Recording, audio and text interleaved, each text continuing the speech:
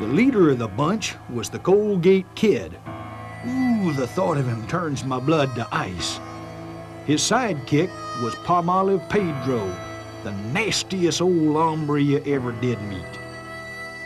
And there was Cavident Lever, the last of the Lever brothers, and his partner, the ornery Stickless Cure Bad. Then there was Porky Gamble, a critter with a big appetite for greasy food and bad products. Finally, there was the foul-mouthed Oral B Bad and his little brother Wee. Yep, Wee B Bad was no better. Together, they was known as the Miserable Seven, and they forced the poor town folk of Wild West City into buying stuff that no one wanted. People was just plumb afraid to come out, fearing they'd have to buy them sorry-looking goods anyhow. And if that weren't enough, the Bad Brothers lived up to their name by just plain picking on innocent folks all day long.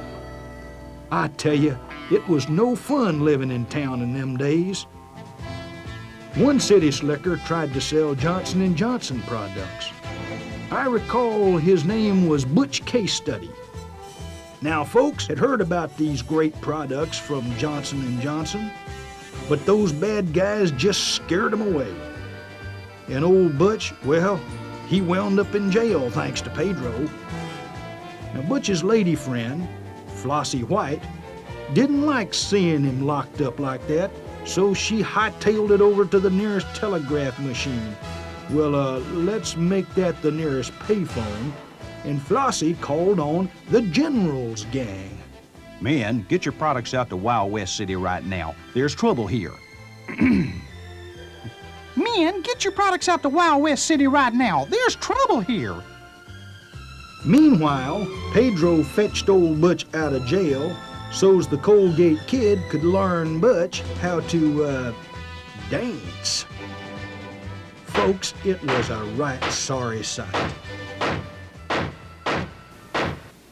What the hell is that?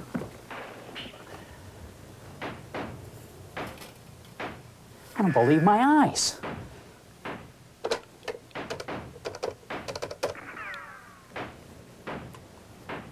Pat, do me a favor, will you? Look out your window and tell me what you see. Sure, hold on a minute, Kurt. What's the big deal? Looks like someone's learning how to dance.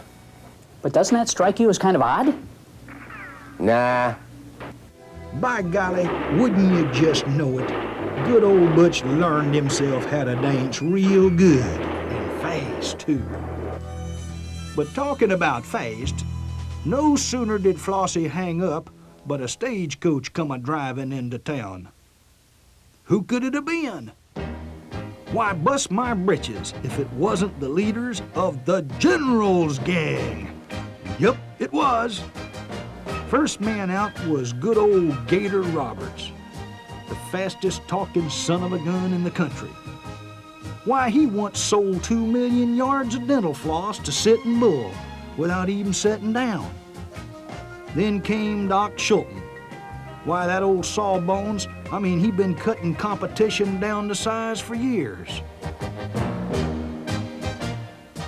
Right after came a rambling 2 more hero types, and they was spiffy dressers, too. Smiling Joe DeLapp loved to see healthy, happy teeth and gums. And Al First Aid Verdi, well, he loved to see J&J bandages helping the town folks heal their cuts and scrapes right fast. And that weren't all. 2 of the best account slingers came a-charging into town. Well, maybe it was only a moseying, but it's my story, and I'm gonna tell it the way I wants to, dadgummit. On the left was Sundance Zaire, who handled national accounts like they was child's play. And with him was Trump Thomas, who always had an ace up his sleeve when it came to dealing with the customers. And Palmolive Pedro watched as one more hero arrived. Yup, it was the big guy, J.B. Gilbert, A man who knowed the business better than anybody in the business. The customers just loved old JB and his big ideas. Sure enough, the General's gang come to town to save the day.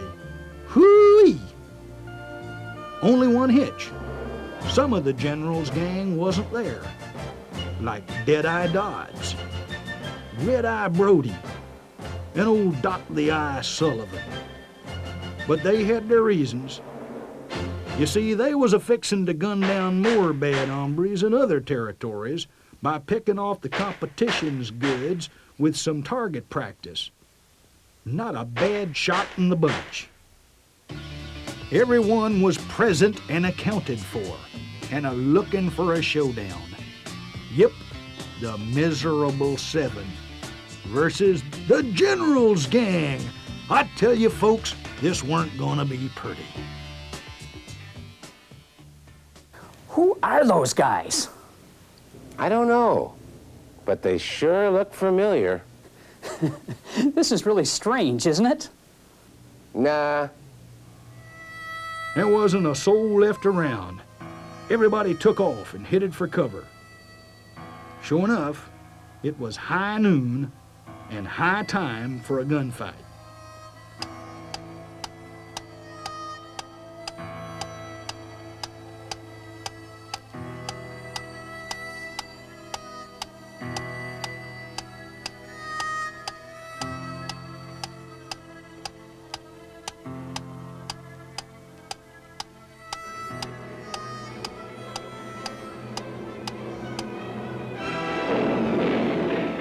Oh, when I think back about that gunfight, whew, what a sight.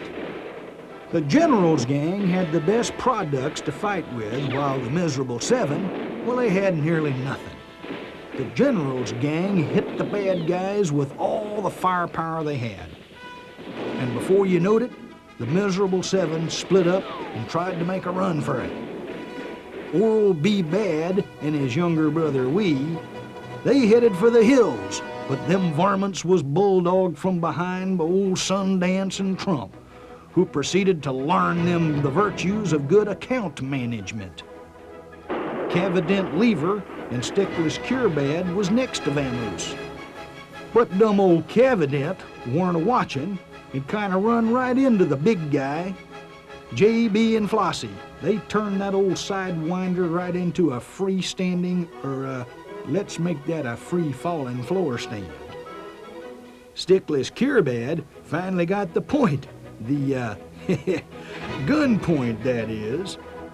First Aid Al proceeded to wrap up the situation the only way he knowed how, thanks to clean gauze bandage. Porky Gamble was a-trying to hightail it too, but he weren't no match for the speedy Gator. The Gator cornered him in the candy store and brought Porky out alive and hogtied with Johnson & Johnson dental floss. Finally, Palmolive Pedro and the Colgate Kid figured they'd try to run. But Smiling Joe was right on Pedro's tail and he hollered, "Reach for it!" Well, old Pedro got the message. There weren't no way to brush this one off. The Colgate Kid found he was locked out and out of luck because Doc had him cornered and then escorted that polecat to be cleaned up for good. Well, old Butch Case Study was awaiting. He'd been wanting a chance to repay that prairie dog for those fine dance lessons by giving him the shave of his life. The town was saved, and the good guys got their rewards. Doc Shulton, why, he got the sheriff's badge, while Gator got the deputy's badge, and, as usual, he got the girl, too.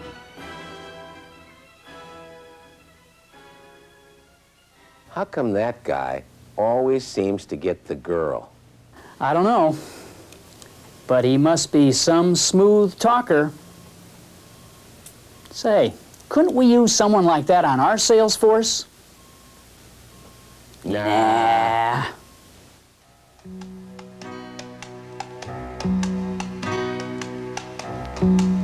And as they like to say in them moving pictures, the rest is history.